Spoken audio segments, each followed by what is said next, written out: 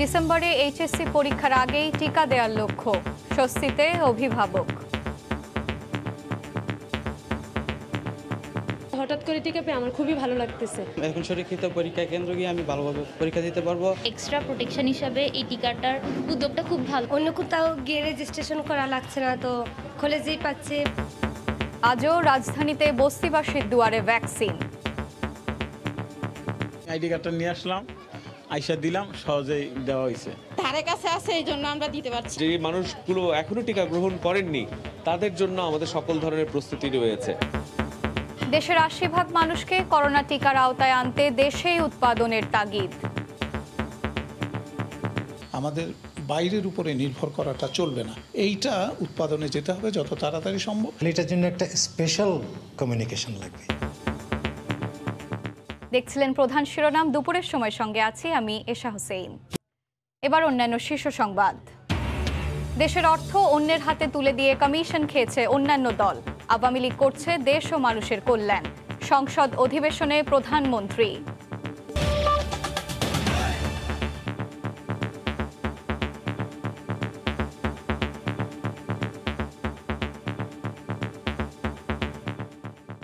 বিভাগীয় ও জেলা শহরে চলছে এইচএসসি পরীক্ষার্থীদের করোনা টিকাদান কার্যক্রম।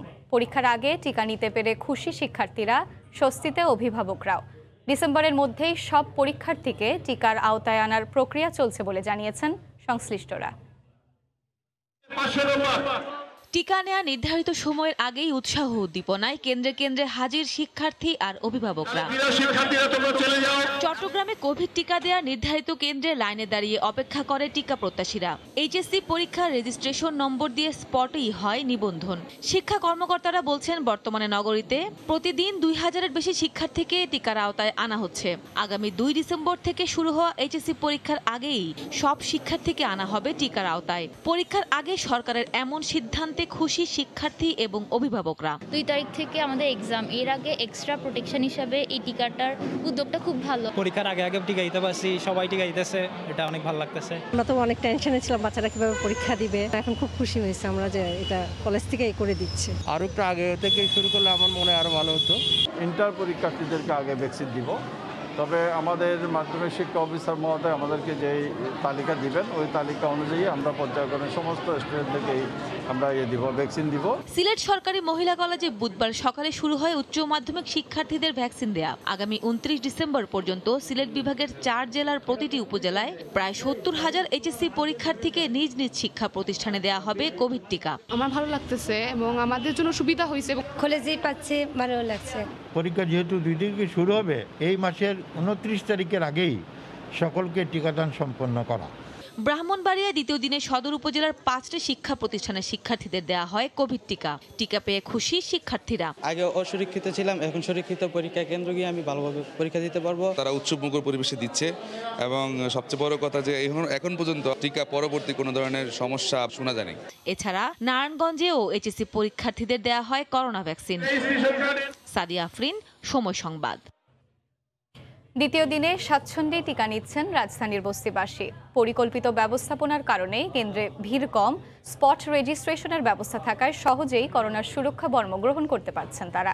কড়াইল বস্তিতে আজ ১২,০০০ মানুষকে টিকা দেওয়ার লক্ষ্য। তোহা খান তামিমের রিপোর্ট।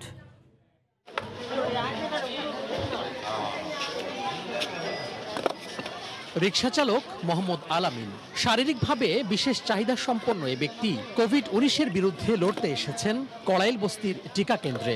ভ্যাকসিন নিতে এতদিন ভয় আর শঙ্কা থাকলেও নিবন্ধন জটিলতায় এতদিন নেননি টিকা। কিন্তু বস্তির টিকা কেন্দ্রে শুধু জাতীয় পরিচয়পত্র দেখিয়ে সহজেই নিতে পারেন টিকা। শারীরিক সমস্যা, ভিড়ের ভিতর আসতে কষ্ট হয়ে যায়, এর লাগে খালি সময় নিয়ে দুপুরবেলা আসলাম আর কি দেওয়ার জন্য। প্রায় ৪ লাখ মানুষের বসবাস এ বস্তিতে ১৮ বছরের ঊর্ধ্বে পর্যায়ক্রমে সবাইকে দেয়া হবে টিকা। জাতীয় পরিচয়পত্র বা জন্ম নিবন্ধন সনদ নিয়ে কেন্দ্রে গেলে স্বেচ্ছাসেবীরা তাৎক্ষণিক নিবন্ধন করে টিকা দেওয়ার ব্যবস্থা করছেন। মোট ১১টি কেন্দ্রে ২৪টি বুথে টিকা কার্যক্রম পরিচালিত হচ্ছে। টিকা নিতে পেরে স্বস্তি জানান বস্তিবাসীরা। আমাদের জন্য উপকার হয়েছে এটাই যে ধারে কাছে আছে, এই জন্য আমরা দিতে পারছি। আইসি টিকা দিচ্ছি সুন্দর মতো, আইসি কোনো জামেও নাই, জমে নাই। লক্ষাধিক বস্তিবাসী দেশবাসীকে টিকা দেওয়ার পরিকল্পনার কথা জানিয়ে সংশ্লিষ্টরা বলছেন সপ্তাহব্যাপী চলবে এ কার্যক্রম। যে মানুষগুলো এখনো টিকা গ্রহণ করেননি তাদের জন্য আমাদের সকল ধরনের প্রস্তুতি রয়েছে। আমাদের আজকে লক্ষ্যমাত্রা 8,000, আমরা 25টা বুথই কাজ করতেছি, তো হয়তোবা কালকের মতো উপচে পড়া ভিড় নেই। পর্যায়ক্রমে বিশেষ এ টিকা কর্মসূচির আওতায় আসবে রাজধানী সহ সারা দেশের বস্তির মানুষ। তোহা খান তামিম, সময় সংবাদ, ঢাকা। এই মুহূর্তে রাজধানীর করাইল বস্তিতে আছেন রিপোর্টার তোহা খান তামিম। আমরা সরাসরি চলে যাচ্ছি তার কাছে। তামিম, এশা সকাল পেরিয়ে এখন মধ্য দুপুর। এই মুহূর্তে আমরা দেখতে পাচ্ছি যে বস্তিবাসী যারা টিকা নিতে এসেছিলেন সকাল থেকে, তাদের যে ভিড়, সেই ভিড় একটুখানি কম। যদিও এখানে যারা সংশ্লিষ্ট রয়েছেন, রেড ক্রিসেন্ট সোসাইটির সংশ্লিষ্ট বা সিটি কর্পোরেশন প্রতিনিধি, তারা বলছেন যে দুপুর পরে ভিড় বাড়ার সম্ভাবনা রয়েছে। কারণ যারা ইতিমধ্যে যারা কাজে গিয়েছেন, আপনি জানেন যে প্রায় 4 লক্ষাধিক মানুষের বসবাস এই করাইল বস্তিতে।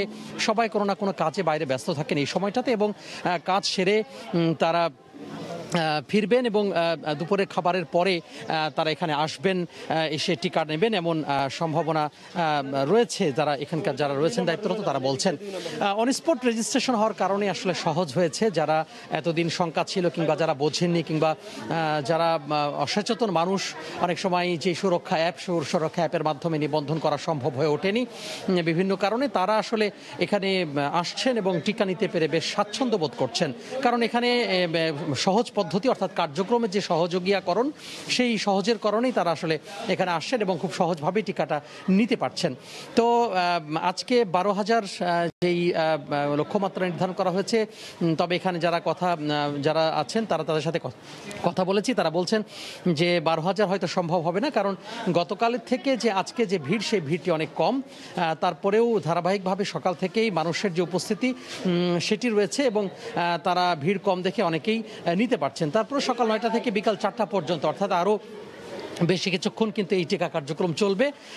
এবং আমি দেখতে পাচ্ছি যে করাইল বস্তিকে ঘিরে যে বিশাল এলাকা, সেই বিশাল এলাকা ঘিরে প্রায় 11টি কেন্দ্র রয়েছে, কেন্দ্রটি করা হয়েছে। আমি এখানে এরশাদ মাঠে রয়েছে, এরশাদ মাঠের পাশাপাশি যে বউবাজার কিংবা বেলতলা, কিংবা আমি যদি বলি যে ওখানে আনসার ক্যাম্প বা টিএনটি মাঠের পাশে যেই কেন্দ্রটি, সেই কেন্দ্রটি একাধিক বুথ রয়েছে। সেই একাধিক বুথে এভাবে কিন্তু তাদের যে করোনার টিকা, সেই করোনার টিকা কার্যক্রমের পরিচালিত হচ্ছে। এখানে শুধুমাত্র তাদের যে জাতীয় পরিচয়পত্র এবং জন্ম নিবন্ধন থাকলে তারা এসে কেন্দ্রে এসেই যে নিবন্ধন, সেই নিবন্ধনের কাজটি সেরে ফেলতে পারছেন। এছাড়া যারা নিবন্ধন করেছেন সংশ্লিষ্ট এলাকাটা, অর্থাৎ এই অত্র এলাকার যারা নিবন্ধন করেছেন কিংবা মুঠোফোনে তারা বার্তা পাননি, SMS পাননি, তারাও এসে যে তাদের যে টিকা, সেই অ্যাস্ট্রাজেনেকার টিকা তারা নিতে পারবেন। তো সব মিলিয়ে বলা যায় সকাল থেকে বেশ সুষ্ঠুভাবে এবং বেশ সুষ্ঠু এবং শৃঙ্খলবদ্ধভাবেই যে টিকা কার্যক্রম বস্তিবাসী, সেই টিকা কার্যক্রম চলছে। তো করাইল বস্তি থেকে এই ছিল আমার হাতে সবশেষ। দ্বিতীয় দিনের মতো রাজধানীর করাইল বস্তিতে করোনার টিকাদান কার্যক্রমের খবর জানাচ্ছিলেন আমাদেরকে সহকর্মী তোহা খান তামিম। টিকার জন্য বিদেশ নির্ভরতায় বসে না থেকে এখন দেশেই উৎপাদনের দিকে নজর দিতে হবে। চলমান ভ্যাকসিনেশন কার্যক্রমকে সাধুবাদ জানিয়ে স্বাস্থ্য খাত সংশ্লিষ্টরা বলছেন, দেশের 80% মানুষকে টিকার আওতায় আনতে আগামী বছরের মাঝামাঝি পর্যন্ত অপেক্ষা করতে হবে। তবে বুস্টার ডোজের জন্য হলেও উৎপাদনই হতে পারে মূল ভরসা। আতিকুর রহমান তমালের রিপোর্ট। ভয় পাচ্ছ না তো? খুব সাহসী তুমি। 27 জানুয়ারি 2021 বাংলাদেশে করোনা মোকাবিলার যুদ্ধে দিনটি স্মরণীয় হয়ে থাকবে। উদ্বোধনের 10 দিন পর সারা দেশে একযোগে টিকাদান শুরু হয় 8 ফেব্রুয়ারি। এর আগেই তৈরি হয়েছে সুরক্ষা অ্যাপ। পর্যায়ক্রমে ফ্রন্টলাইনার, বয়স্ক ব্যক্তি, বিশ্ববিদ্যালয়ের শিক্ষার্থী শেষে স্কুল পর্যায়ে চলছে ভ্যাকসিনেশন। এরই মাঝে কয়েকবার দেওয়া হয়েছে গণটিকাও, যার সবশেষ সংযোজন বস্তিবাসী। ভারতে করোনা মহামারীর কারণে সেরামের টিকা না পাওয়া নিয়ে ক্ষোভ ছিল, গুজব ছিল ভারতের টিকার মান নিয়েও। কিন্তু সব শঙ্কা অনিশ্চয়তা মারিয়ে বাংলাদেশ এখন পর্যন্ত টিকা পেয়েছে 11 কোটি ডোজ, যার মধ্যে প্রথম ডোজ 5 ও দ্বিতীয় ডোজ পেয়েছেন 3 কোটি মানুষ। তবে লক্ষ্য হলো 80% অর্থাৎ 13 কোটি মানুষকে 2 ডোজ টিকার আওতায় আনা। কিন্তু বাস্তবতা হলো এখন পর্যন্ত প্রথম ডোজ 29 ও দ্বিতীয় ডোজ পেয়েছেন 19% মানুষ। বিশেষজ্ঞরা বলছেন এভাবে চললে হয়তো সামনের বছরের মাঝামাঝিতে লক্ষ্য অর্জন সম্ভব। তবে সবচেয়ে সহজ সমাধান হলো টিকা উৎপাদনের দিকে এগোতে হবে বাংলাদেশকে। পুরো জনগোষ্ঠীকে টিকার আওতায় আনতে হয়, যে 13 কোটি লোককে, তাহলে আমাদেরকে কিন্তু আমাদের বাইরের উপরে নির্ভর করাটা চলবে না।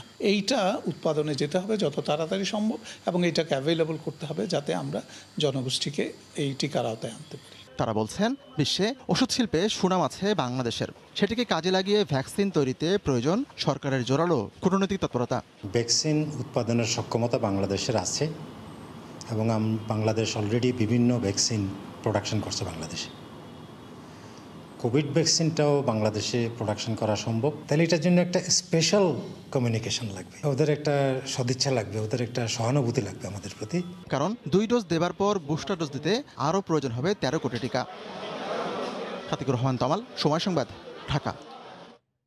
হাতছানি দিয়ে ডাকছে স্বচ্ছ নীল জলরাশি আর প্রবাল পাথর।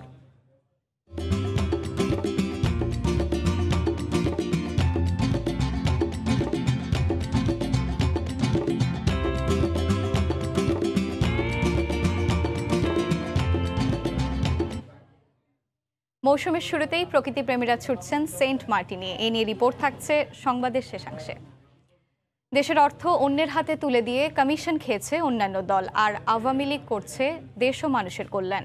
সকালে সংসদ অধিবেশনে প্রয়াত সংসদ সদস্য একাব্বর হোসেনের শোক প্রস্তাবের আলোচনায় একথা বলেছেন প্রধানমন্ত্রী শেখ হাসিনা। তিনি বলেন, দেশপ্রেম, নেতৃত্ব ও নিষ্ঠার অভাবেই ৭৫-এর পর আওয়ামী লীগ ছাড়া কোনো রাজনৈতিক দল দেশের উন্নয়ন করতে পারেনি। উন্নয়ন করতে হলে নিষ্ঠাবান হতে হবে, দেশপ্রেম থাকতে হবে, তাছাড়া যে করা যায় না সেটা তো আমরা ৭৫-এর পর ২১টা বছর দেখেছি। আজকে মাত্র ১২ বছরের মধ্যে বাংলাদেশ যেভাবে উন্নতি করেছে, সে উন্নতিটা কি সম্ভব হতো যদি সততা নিষ্ঠার সাথে আমরা কাজ না করতাম? কখনোই হতো না। আমরা তো এদেশে এমনও দেখেছি নিজের দেশের অর্থ অন্যের হাতে তুলে দিয়ে সেই অর্থ আবার কমিশন হিসেবে খাওয়া। এর থেকে লজ্জার কথা তো আর কিছু থাকতে পারে না। আমার দেশের প্রতিটি পাই টাকা দেশের মানুষের উন্নয়নে ব্যয় হবে, দেশের উন্নয়নে ব্যয় হবে, দেশের জন্য কাজ হবে। অপারেশন ক্লিন হার্টের নামে মানুষকে নির্বিচারে হত্যা করা, তাছাড়া আজকে ক্রসফায়ার নিয়ে তারা কথা বলে, ক্রসফায়ার শুরুই করলো বিএনপি, র্যাব সৃষ্টি করে ক্রসফায়ার করে মানুষকে হত্যা করা। যুক্তরাজ্য ও ফ্রান্স সফর সম্পর্কে দেশবাসী ও গণমাধ্যমকে অবহিত করতে বিকেলে সংবাদ সম্মেলন করবেন প্রধানমন্ত্রী শেখ হাসিনা। বিকেল ৪টায় গণভবনে হবে এই সংবাদ সম্মেলন। বিষয়টি নিশ্চিত করেছেন প্রধানমন্ত্রীর প্রেস সচিব এহসানুল করিম। ৩১ অক্টোবর থেকে ১৩ নভেম্বর পর্যন্ত গ্লাসগো, লন্ডন ও প্যারিসের সরকারি সফর করেন প্রধানমন্ত্রী। এ সময় COP26-এ বিশ্ব নেতাদের শীর্ষ সম্মেলন, বাংলাদেশ বিনিয়োগ শীর্ষ সম্মেলন, সৃজনশীল অর্থনীতির জন্য ইউনেস্কো বাংলাদেশ বঙ্গবন্ধু শেখ মুজিবুর রহমান আন্তর্জাতিক পুরস্কার প্রদান অনুষ্ঠান, ইউনেস্কোর ৪১তম সাধারণ সম্মেলন, প্যারিস শান্তি ফোরাম, ইউনেস্কোর ৭৫তম প্রতিষ্ঠা বার্ষিকী সহ বিভিন্ন উচ্চ পর্যায়ের অনুষ্ঠানে তিনি যোগ দেন। বিএনপিকে নেতৃত্ব শূন্য করতেই ষড়যন্ত্রের মাধ্যমে অসুস্থ বেগম জিয়াকে উন্নত চিকিৎসার জন্য বিদেশে যেতে সরকার অনুমতি দিচ্ছে না, এমন অভিযোগ করেছেন বিএনপির সিনিয়র যুগ্ম মহাসচিব রুহুল কবির রিজভী। সকালে নয়াপল্টনে দলের কেন্দ্রীয় কার্যালয়ে খালেদা জিয়ার রোগ মুক্তি কামনায় দোয়া মাহফিলে তিনি এ অভিযোগ করেন। রিজভী বলেন, বেগম জিয়াকে বিদেশ যেতে হলে আবার কারাগারে যেতে হবে, আইনমন্ত্রীর এমন বক্তব্যের ভিত্তি নেই। সংসদে দেয়া বক্তব্যে প্রমাণ হয়েছে বেগম জিয়াকে তিলে তিলে শেষ করতেই মিথ্যা মামলায় সাজা দেয়া হয়েছে। ক্ষমতাসীনদের আতঙ্কিত না হয়ে গুরুতর অসুস্থ বেগম জিয়াকে বিদেশে যাওয়ার অনুমতি দিতে সরকারের প্রতি আহ্বান জানান রিজভী। দেশনেত্রী বেগম খালেদা জিয়াকে তিলে তিলে ধ্বংস করার জন্যই গ্রেপ্তার করেছে।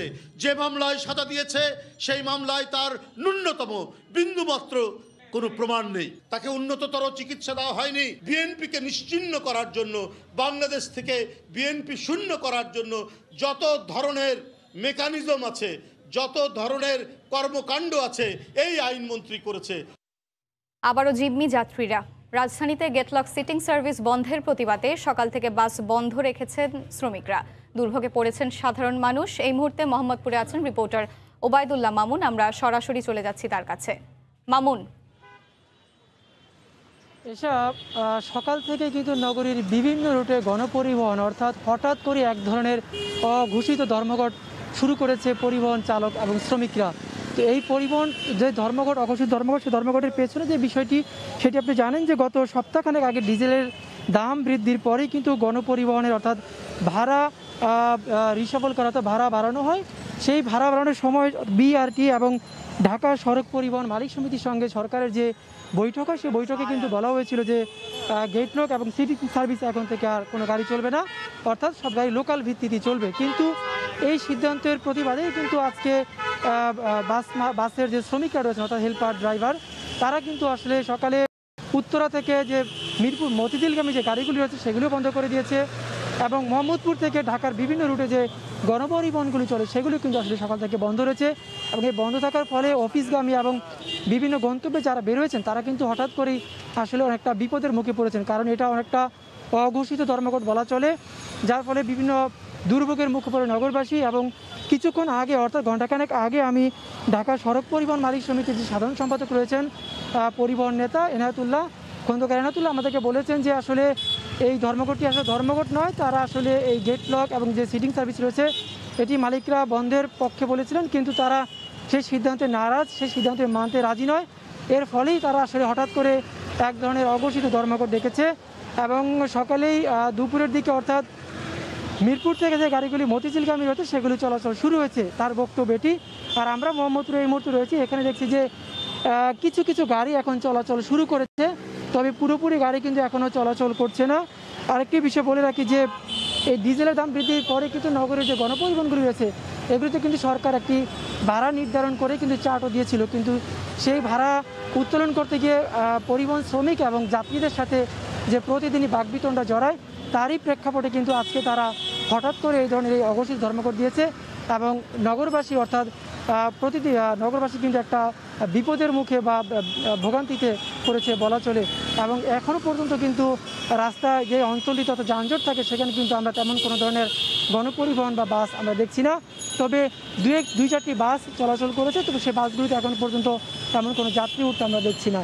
তো এই ছিল আমার কাছে এসা পরিবহন ধর্মঘটের সবশেষ।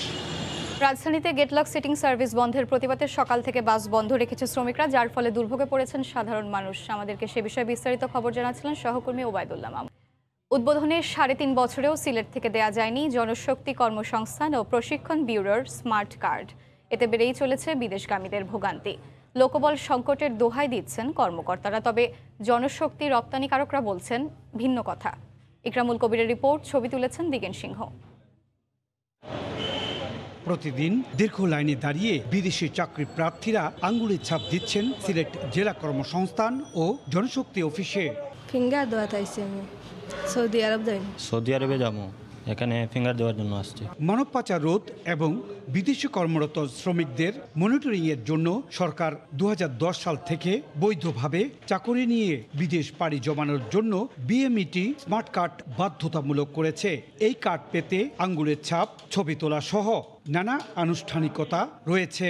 সবকিছু শেষ করে ঢাকা থেকে স্মার্ট কার্ড আনতে হয়, এতে নানা ভোগান্তিতে পড়ছেন বিদেশগামীরা।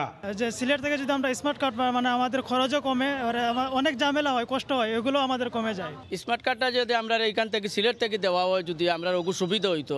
অথচ সিলেট বিভাগে প্রতিদিন গড়ে 500 বিদেশগামী আঙ্গুলের ছাপ দেন। তাদের কথা চিন্তা করে সরকার 60 লাখ টাকায় কেনে দুটি স্মার্ট কার্ড প্রিন্টিং মেশিন। 2018 সালের 21 এপ্রিল মেশিন দুটি উদ্বোধন করা হয়, কিন্তু তারপর থেকে অব্যবহৃত অবস্থায় পড়ে আছে মেশিন দুটি।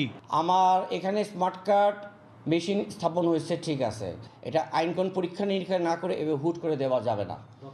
দক্ষ লোক দরকার, আর আমার যেখানে যারা কাজ করছে তাদেরও ট্রেন আপ দরকার। তবে মেশিন দুটি অব্যবহৃত অবস্থায় পড়ে থাকার পেছনে অন্য কোনো কারণ থাকতে পারে বলে ধারণা এই জনশক্তি রপ্তানিকারকের। সিলেটের লোকজন যেন সিলেট থেকে স্মার্ট কার্ডটা পায়, এই কার্যক্রমটা কোন জায়গায় আটকে আছে জানি না, কিন্তু এটা যেন গতিশীল হয়। বাংলাদেশ থেকে যদি কোনো কর্মী বৈধভাবে বিদেশে যেতে চান, তবে তাকে এই জনশক্তি কর্মসংস্থান ও প্রশিক্ষণ ব্যুরো থেকে অনুমতিপত্র নিয়ে তারপর যেতে হবে। এই অনুমতিপত্রই হলো স্মার্ট কার্ড। ইকরামুল কবির, সময় সংবাদ, সিলেট।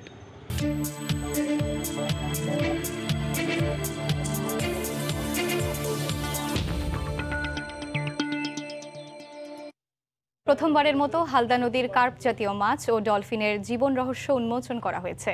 চট্টগ্রাম বিশ্ববিদ্যালয় ও ভেটেরিনারি বিশ্ববিদ্যালয় 2 বছর ধরে যৌথভাবে এ গবেষণা করে। এতে হালদা নদীর জীববৈচিত্র্য রক্ষা, ব্যবস্থাপনা ও গবেষণায় আন্তর্জাতিকভাবে গুরুত্ব পাবে বলে জানান গবেষকরা। আরও জানাচ্ছেন পার্থপ্রতিম বিশ্বাস। দেশের একমাত্র প্রাকৃতিক মৎস্য প্রজনন ক্ষেত্র হালদা নদীর 4টি কার্প জাতীয় মাছ রুই, কাতাল, মৃগেল, কালিবাউস ও ডলফিনের পূর্ণাঙ্গ জীবন রহস্য উন্মোচিত করা হয়েছে। পিকেএসএফ এর অর্থায়নে চট্টগ্রাম বিশ্ববিদ্যালয় ও ভেটেরিনারি বিশ্ববিদ্যালয় 2 বছর ধরে এই গবেষণা পরিচালনা করে। জীবন রহস্য উন্মোচনের ফলে এই অঞ্চলের প্রধান কার্পসমূহ ও ডলফিনের জিনের বিন্যাস, বিবর্তনের গতিপথ, সংরক্ষণ এবং সর্বোপরি জাতিগত বিস্তৃতি সম্পর্কে একটি সম্যক ধারণা পাওয়া সম্ভব হবে। আমাদের মূল উদ্দেশ্য ছিল যে কার্প জাতীয় 4টি মাছ রুই, কাতলা, মৃগেল, কালিবাউস এবং ডলফিন, যেটি বিপন্ন একটি প্রজাতি, এর সবগুলো জিনকে উদ্ধার করা। 70 থেকে 80 হাজার জিন এবং প্রোটিনকে আমরা শনাক্ত করতে পেরেছি। সেই জিন প্রোটিনগুলোর বিন্যাস, তাদের বিভিন্ন ধরনের বায়োলজিক্যাল যে ফাংশন বা তারা কি করছে আমার শারীরবৃত্তিক প্রক্রিয়ায়, সেই জিনিসগুলো আমরা উন্মোচন করতে পেরেছি। এই গবেষণার মাধ্যমে পরিবেশগত পরিবর্তন, অসুস্থতা এবং অন্যান্য গুরুত্বপূর্ণ জৈবিক প্রক্রিয়া খুঁজে বের করা সম্ভব হবে বলে জানান হালদা নদীর গবেষক। হালদাতে এতদিন পর্যন্ত যে গবেষণাগুলো হয়েছে সেগুলো হচ্ছে নর্মাল গবেষণা। এখন আমরা মলিকুলার লেভেলে যখন আমরা এই হোল জিনোম সিকোয়েন্স করার মাধ্যমে আমরা এই হালদার 4টি প্রজাতি সংরক্ষণের জন্য, বিশেষ করে ইনসিটু সংরক্ষণের জন্য গুরুত্বপূর্ণ ভূমিকা রাখবে। তাদের যে গ্রোথ, তাদের যে রোগ প্রতিরোধ ক্ষমতা সম্পন্ন, তাদের তাদের যে ভ্যারাইটি, সেই বিষয়টা আমরা জানতে পারবো। 2020 সালের 21শে ডিসেম্বর হালদা নদীকে বঙ্গবন্ধু ফিশারিজ হেরিটেজ হিসেবে ঘোষণা করা হয়। পার্থপ্রতিম বিশ্বাস, সময় সংবাদ, চট্টগ্রাম।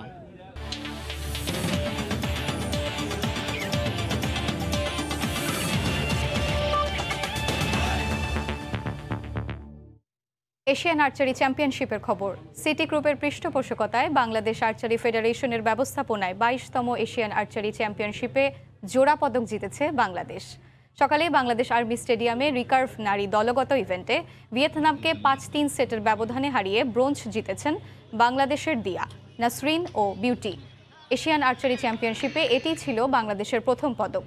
এদিকে নারীদের পর পুরুষের দলগত ইভেন্টে কাজাখস্তানকে 6-2 সেটে হারিয়ে ব্রোঞ্জ জয় করেছেন রোমান সানা, হাকিম আহমেদ রুবেল ও রামকৃষ্ণ সাহা।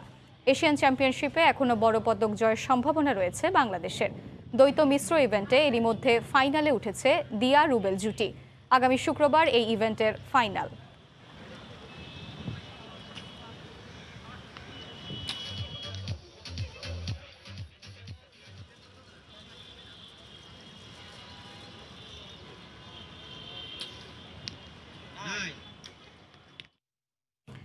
দেশের পর্যটনের অন্যতম আকর্ষণ প্রবাল দ্বীপ সেন্ট মার্টিন। ভ্রমণ পিপাসুদের জন্য উন্মুক্ত থাকে বছরে 6 মাস। তাই পর্যটকবাহী জাহাজ চলাচল শুরু হওয়ায় দ্বীপ ভ্রমণের সুযোগ হাতছাড়া করছেন না কেউই। তবে দ্বীপের সৌন্দর্য ও জীববৈচিত্র্য রক্ষায় পর্যটক ভ্রমণ সীমিত করার পরিকল্পনা নেওয়া হচ্ছে বলে জানিয়েছে জেলা প্রশাসন। এই দ্বীপ ঘুরে এসে আরও জানাচ্ছেন সুজাউদ্দিন রুবেল। চারদিকে স্বচ্ছ নীল জলরাশি, তবে নেই সমুদ্রের গর্জন, নেই মানুষের কোলাহল, শুধু ভাসছে নৌকা। বাংলাদেশের সর্বদক্ষিণের দ্বীপ সেন্ট মার্টিন এটি। নারিকেল জিঞ্জিরামানি দেশের পর্যটকদের অবকাশ যাপনের অন্যতম স্থান, যা উপভোগে প্রতি বছর পর্যটকরা ছুটে আসেন সমুদ্রের জলরাশি ঘেরা এই প্রকৃতিতে। প্রবাল পাথরের প্রাচীরে আছড়ে পড়ছে সমুদ্রের নীল জলরাশি। প্রকৃতিকে নিবিড় চোখে দেখতে মৌসুমের শুরুতে পর্যটকরা ছুটে আসছেন প্রবাল দ্বীপে। সৌন্দর্য দেখে মুগ্ধ তারা। ছেলেমেয়ে অনেক আনন্দ করতেছে, আর একমাত্র এই সেন্ট মার্টিন আসার উদ্দেশ্যেই কক্সবাজার আসা। এখানে আসলে মেইনলি একটু ক্লিন আর একটু কোলাহল কম, একটু নিরিবিলি পরিবেশ। দীর্ঘ প্রায় 8 মাস পর দ্বীপে পা পড়েছে ভ্রমণ পিপাসুদের। তারা যাতে কোনো ধরনের হয়রানির শিকার না হয় সেই বিষয়টি নজর রাখছেন জনপ্রতিনিধিরা। তারা কোনো ধরনের এটা হয়রানির শিকার না হয়, তারা সুন্দর মতো সেন্ট মার্টিনের সৌন্দর্য নীলাভূমিকে সুন্দরভাবে উপভোগ করবে। এদিকে জেলা প্রশাসন বলছে অতিরিক্ত পর্যটকের চাপ থেকে দ্বীপের সৌন্দর্য ও জীববৈচিত্র্য রক্ষায় পর্যটক ভ্রমণ সীমিত করার পরিকল্পনা নেওয়া হচ্ছে। পরিবেশকে ঠিক রেখে যদি সেবা নিশ্চিত করতে হয় তাহলে অবশ্যই পর্যটক পর্যটকের একটা নিয়ন্ত্রণ রাখতে হবে। প্রতি বছর অক্টোবর মাসে পর্যটকবাহী জাহাজ চলাচল শুরু হলে পর্যটকরা ছুটে সেন্ট মার্টিনে, কিন্তু এবছর জেটি সংস্কারের কারণে তা 1.5 মাস পিছিয়ে যায়। যান্ত্রিকতার শহর ছেড়ে একটু প্রশান্তির খুঁজে পর্যটকরা ছুটে আসছেন দারুচিনির এই দ্বীপে। এতে প্রাণ পেয়েছে প্রবাল দ্বীপ সেন্ট মার্টিন। একই সঙ্গে হাসি ফুটেছে দ্বীপের 10,500 বাসিন্দার। সুজাউদ্দিন রুবেল, সময় সংবাদ, সেন্ট মার্টিন, কক্সবাজার। দুপুরের সময় শীর্ষ সংবাদ জানিয়ে দিচ্ছি আরেকবার। এবার চালকের কাছে জিম্মি রাজধানীবাসী।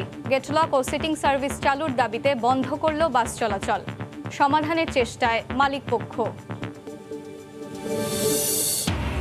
দেশের অর্থ অন্যের হাতে তুলে দিয়ে কমিশন খেয়েছে অন্যান্য দল। আওয়ামী লীগ করছে দেশ ও মানুষের কল্যাণ।